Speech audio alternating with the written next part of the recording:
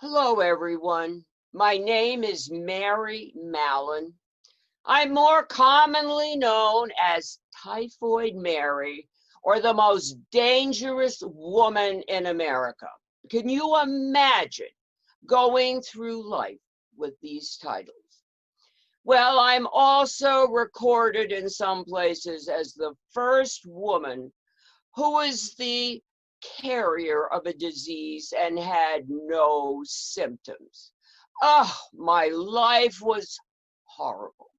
And I know you're saying to yourself, what do you have to do with Ridgefield? July 22nd, 1909, in the local newspaper, there was an article and it said, Typhoid Mary, serving as a cook, gives typhoid fever to 6 family members. Yeah, I did work in Ridgefield, but never will I admit that I was a carrier of any type. I was never sick. I was so healthy. One time I had a flu for a couple of days, and that was it. Well, let's go to my background so that you can decide on your own how lethal I really was. Oh, I was born in Cook County, Ireland, the poorest county in Ireland, so that was mighty poor.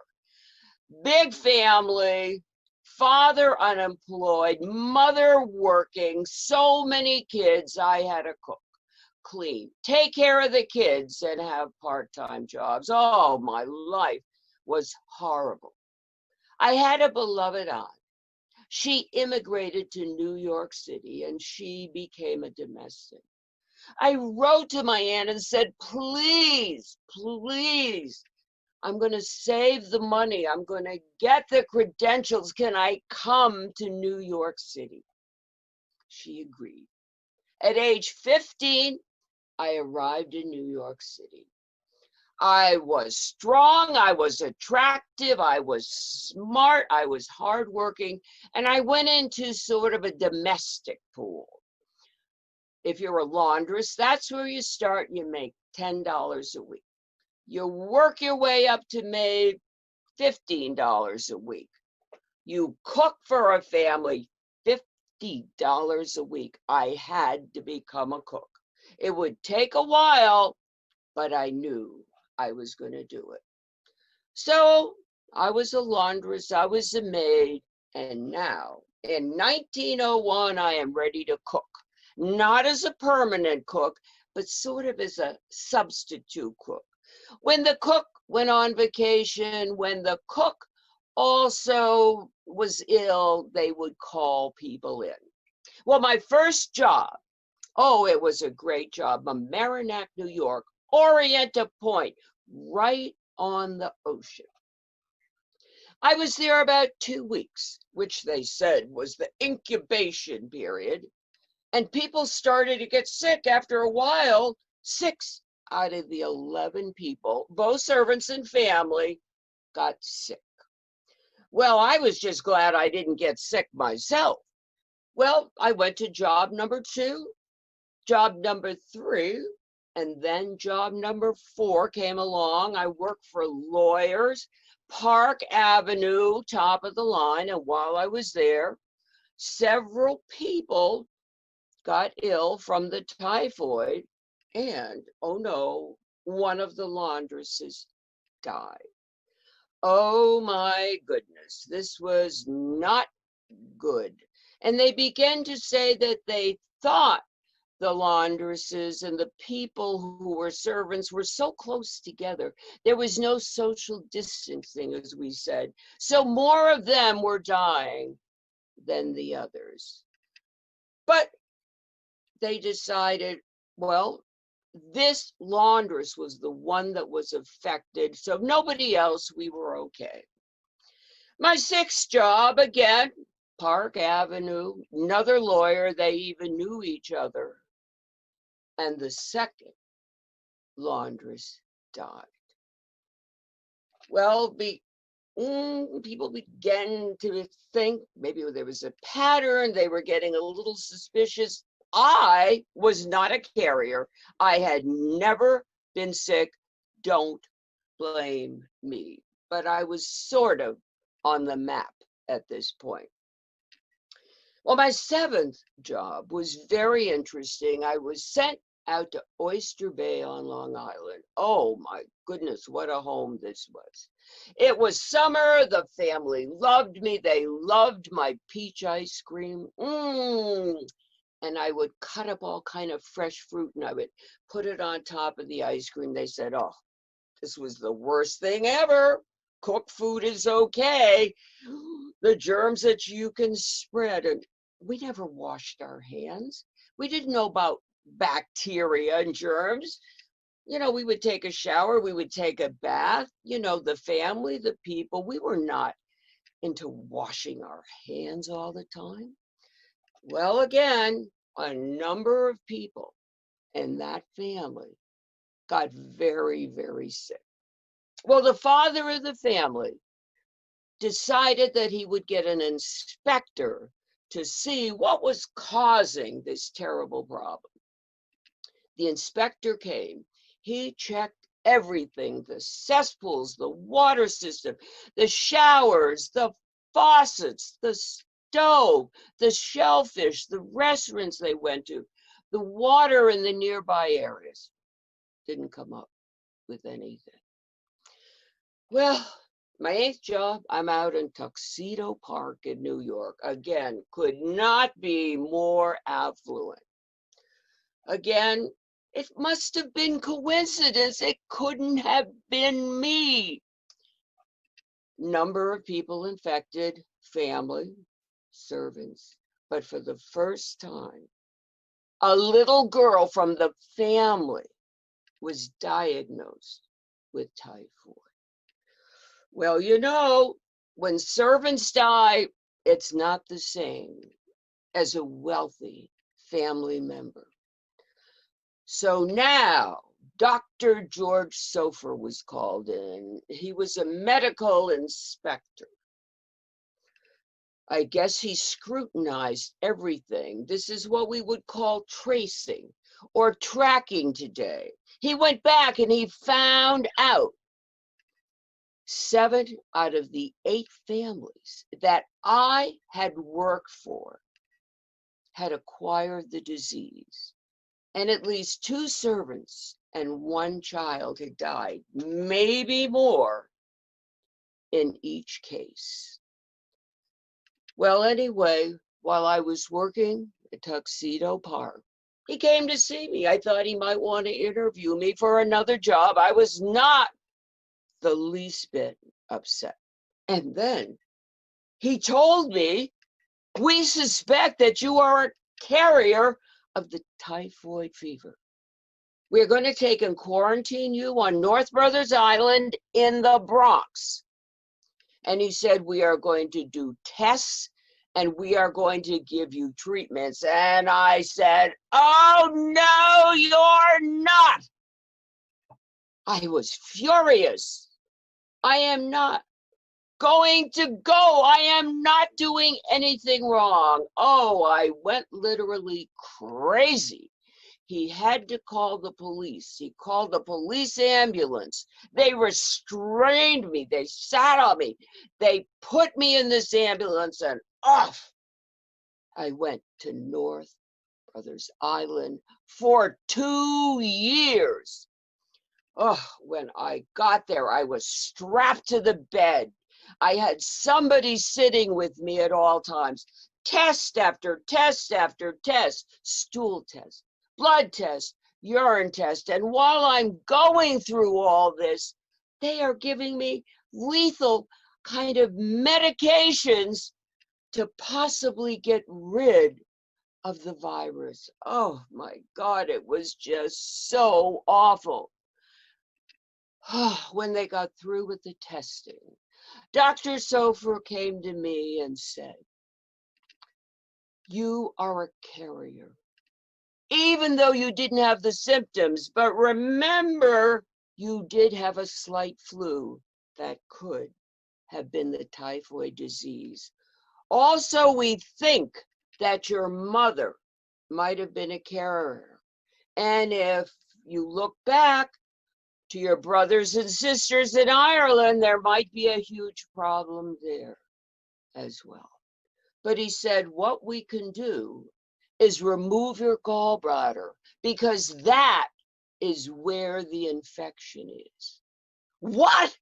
Remove my gallbladder? I'll die. No, you cannot remove my gallbladder. And I had to give permission. That was my only way out. So I stayed in North Brothers Island, and a newspaper from the Hearst Company came to me. They wanted to do a story on me. They said they would pay me for this story, and I said, no. Don't pay me. Get me a lawyer. Get me out of here. I have done nothing wrong. You can't imprison me, put these terrible drugs in my body. This is awful. This is illegal. They got me a lawyer. I was going to be released without removing my gallbladder. And these were the stipulations. I could not cook. I had to be a laundress. I had to live separately. I had to continually wash my hands. And I also had to report where I was and if there were any infections. Oh, I was so nice and so good. And I agreed, knowing I'm a survivor. I'm going to do what I need to do. Right after North Brothers Island for the first time, I came to Ridgefield, worked for a family. 6 people were infected, and I said, oh, I can't contact him. I will go back to that horrible place. It was like an institution, an insane asylum. So what did I do? I left. I had aliases from then on. I had so many names. I never left a forwarding address. And I changed where I worked. No more individual families. I was going to work for hotels and restaurants and schools and hospitals. They could not track me as easily. This would work. Well, it did. 6 years, I was okay. I'm in New York City. I'm working at Sloan Hospital for Women. Within that 2 to 3 week incubation period, people got sick. The administrator of the hospital, remember reading an article in the medical journal about Dr. Sofer and Typhoid Mary. She found him. She located him. The 2 of them got together. They compared notes. They looked at pictures of me. They talked about my description. They looked at my handwriting. And George said, this is Typhoid Mary. And here he came to get me. This time he came with the police and the ambulance. I was no nicer than the first time.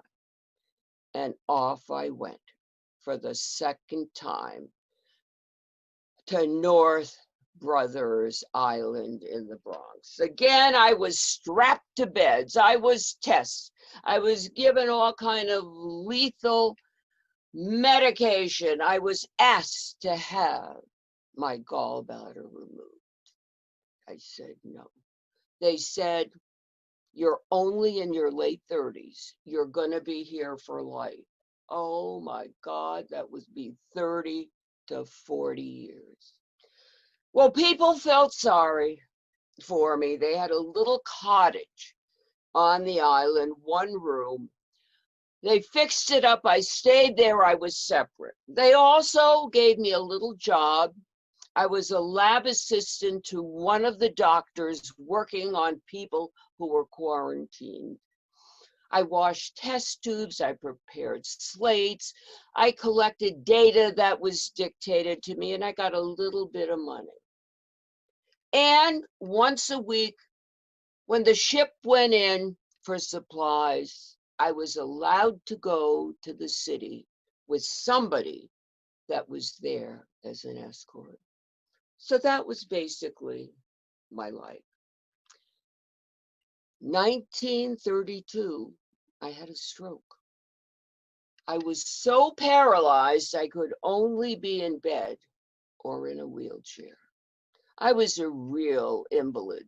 No more cottage, no more trips to town, no more laptop. Well, 6 years later, I died of pneumonia. Now they could do whatever they wanted with my body. After they examined my body, used it for whatever they needed to, they cremated me and they buried me in the Bronx. I heard 6 people from the island came to my funeral. Oh, what a horrible life. I was a guinea pig. I was a leper. Look at the nicknames that I was given. Now, I want you to think about, have you ever heard of Henrietta Lacks? She was a poor servant like myself. But instead of having a virus, she had these special stem cells. And these special stem cells could be used in medical research. She was honored. She was celebrated while I was put down. I don't want to say that I was just like Henrietta, but I really did good for people. What did they learn from Typhoid Mary? They learned you don't have to have symptoms to be a spreader. They learned that you need antibodies. They learned about incubation periods. They learned about quarantine. They learned about tracking. They also learned that you needed to wash your hands continually and that you needed to have social spacing. At that time, there was no requirement to wear masks. So you people here in Ridgefield, just think about it. 111 years ago, I was in your town, and people there were experiencing so much of what you are now experiencing in 2020. Think about that and do what you have to do for your own safety. Thank you. I hope you'll tune in next week. We're not going to talk about the early 1900s. We're going to talk about the 1700s and a very strong woman like myself. Name was Abigail. She helped save her house and family from destruction by waving her red petticoat out the window. We're going to talk about the true red petticoat and the book, The Red Petticoat. Thank you so much for tuning in.